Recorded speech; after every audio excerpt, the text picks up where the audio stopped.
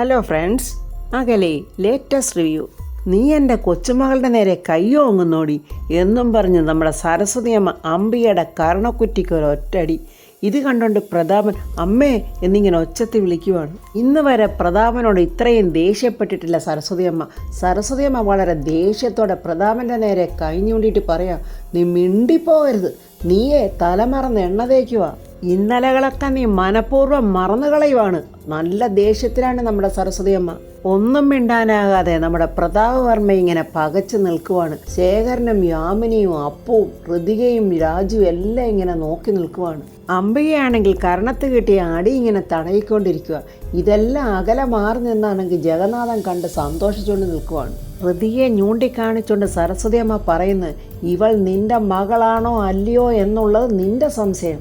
എന്നാൽ എൻ്റെ ഈ കുട്ടി എൻ്റെ മകളുടെ വയറ്റിൽ പിറന്നതാണെന്നുള്ളതിന് എനിക്ക് യാതൊരു സംശയവുമില്ല.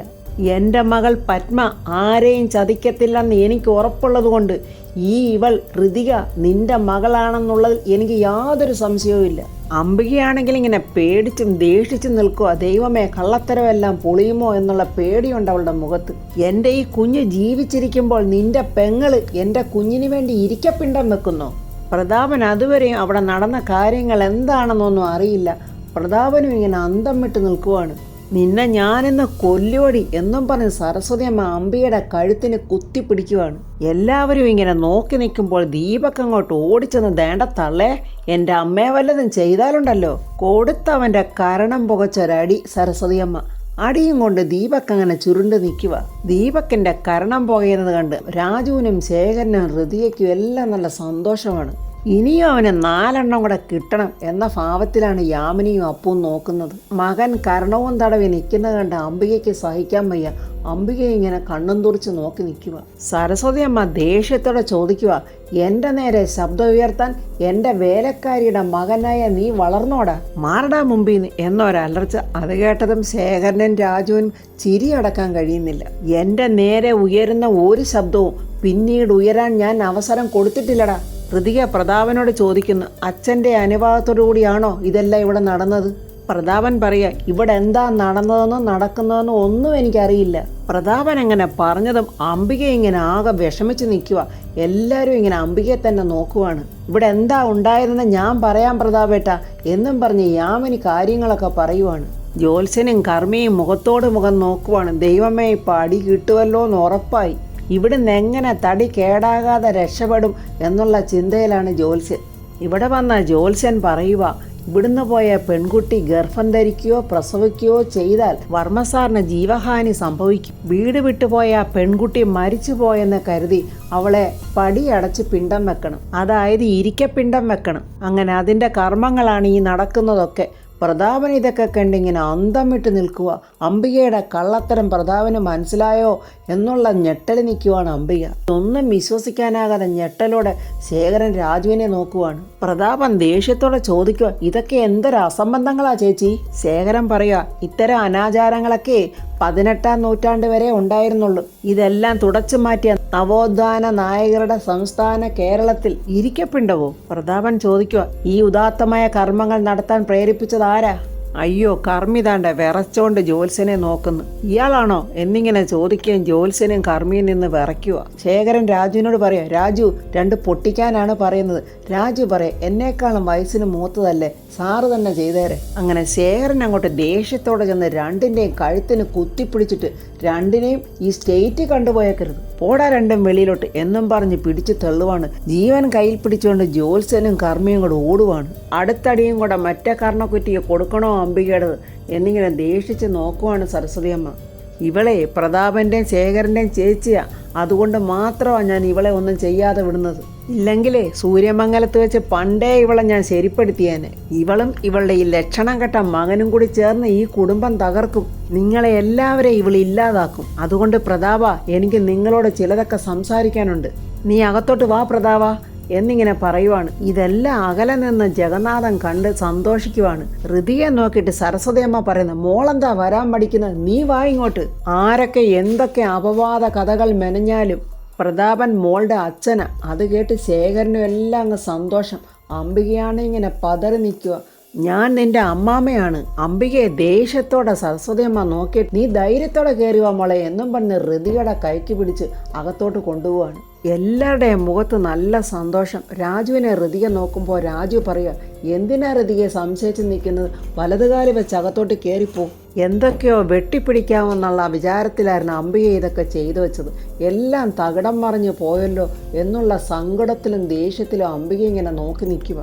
മോള് വാ എന്നും പറഞ്ഞ് സരസ്വതി അമ്മ ഇങ്ങനെ ഋതികയുടെ കൈ പിടിച്ചിട്ട് അകത്തോട്ട് ഇങ്ങനെ പോവുകയാണ്. അതെല്ലാവരും കണ്ട് വളരെ സന്തോഷത്തോടെ നിൽക്കുവാണ്. അങ്ങനെ ഋതിക പടിയിറങ്ങി ആ വീട്ടിലോട്ട് തിരിച്ച് വലതുകാൽ വെച്ച് കയറുവാണ്. എല്ലാവരും വളരെ സന്തോഷത്തോടെ ആ കാഴ്ച കാണുവാണ്. പ്രതാപന് നല്ല സന്തോഷം വരുന്നുണ്ട്. അകത്തോട്ട് കയറിയ ഋതിക ദേഷ്യത്തോടെ വെളിയിൽ നിൽക്കുന്ന അംബികയെ ഇങ്ങനെ നോക്കുവാണ്. അകത്തുനിന്ന് അംബിക പുറത്തും, പുറത്തുനിന്ന് ഋതിക ഇപ്പോൾ അകത്തും കയറിയിരിക്കുവാണ്. അങ്ങനെ അംബികയും ദീപക്കും മുറ്റത്ത് നിൽക്കുവാണ്. ബാക്കി എല്ലാവരും അകത്ത് കയറി പോവുകയാണ്. ആ കാഴ്ച കണ്ട് അംബികയ്ക്ക് സഹിക്കാൻ കഴിയുന്നില്ല. അവൾ ദേഷ്യത്തോടെ ദീപക്കിനെ നോക്കുന്നു. ദീപക്ക് അതേ ദേഷ്യത്തിൽ അംബികയെ നോക്കുന്നു. അംബികയാണെങ്കിൽ എല്ലാവരോടുമുള്ള ദേഷ്യം അവിടെ ഒരുക്കി വെച്ചിരുന്ന ആ കുടവും വെള്ളമൊക്കെ ചവിട്ടി പൊട്ടിക്കുവാണ്. എന്നിട്ടൊരു പ്രതികാരാഗ്നിയോടെ അകത്തോട്ടിങ്ങനെ നോക്കുക. എന്തോ അടുത്ത പ്രതികാരം ചെയ്യാനുള്ള പുറപ്പാടാണ്. ഇതെല്ലാം ജഗന്നാഥൻ കണ്ട് ഇനിയിപ്പോൾ ഇവളെ ഷൂട്ട് ചെയ്യേണ്ട കാര്യമില്ല, കുറച്ചുകൂടെ ആയുസ് നീട്ടിക്കൊടുക്കുക, പിന്നീട് മതിയെന്നുള്ള തീരുമാനത്തിൽ ദാണ്ട് ജഗന്നാഥൻ അവിടുന്ന് പോവുകയാണ്. ഈ സമയം ജഗൻ പുറത്തു വന്നിട്ട് പത്മയെ വിളിച്ചിട്ട് പറയുക, പത്മ ഹാപ്പി ആയിട്ടിരിക്കെ, ഒരു ടെൻഷനും വേണ്ട, പത്മ ഹാപ്പി ആയിട്ടിരുന്നു. അവൾ വിചാരിച്ചതൊന്നും അവിടെ നടന്നില്ല. ജഗന്നാഥേട്ടാ ഒന്ന് വ്യക്തമായിട്ട് പറ, ഇരിക്കപ്പിണ്ടം നടന്നിട്ടില്ല.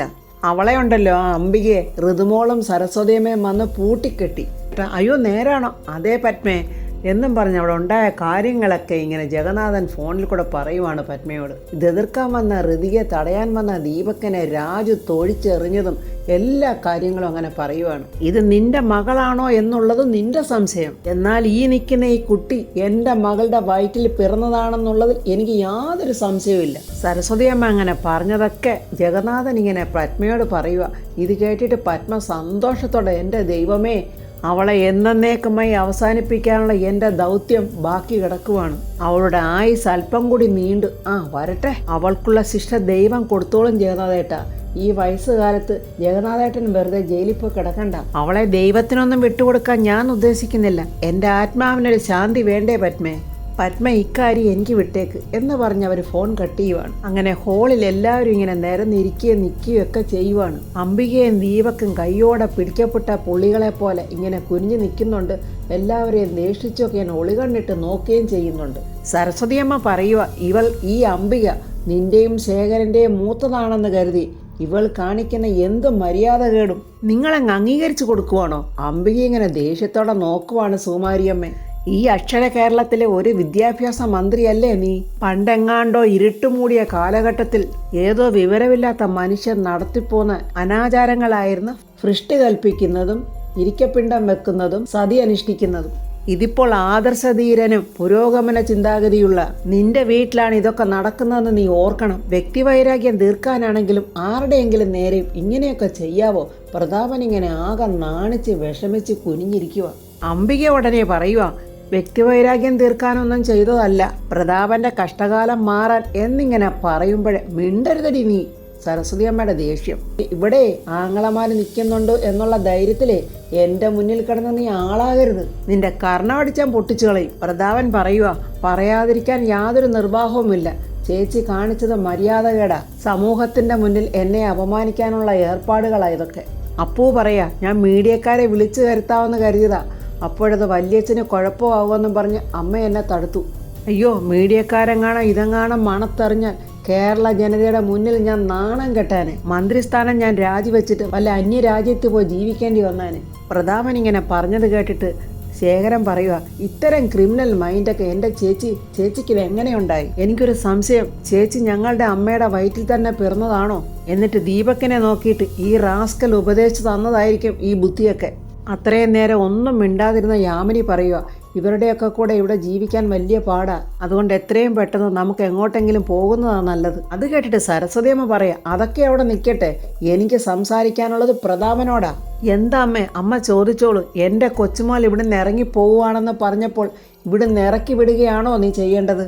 പ്രതാപൻ ഒരു വിഷമത്തോടെ പറയാ, എല്ലാവരും കയറി ഇറങ്ങാനും പോകാനും എൻ്റെ ജീവിതം ഒരു വഴിയമ്പലമല്ല. ഞാനും ഒരു മനുഷ്യനാ, എനിക്കും ഒരു ഹൃദയമുണ്ട്. ചതിയും വഞ്ചനയും ഒന്നും സഹിക്കാൻ എനിക്ക് പറ്റിയെന്ന് വരില്ല.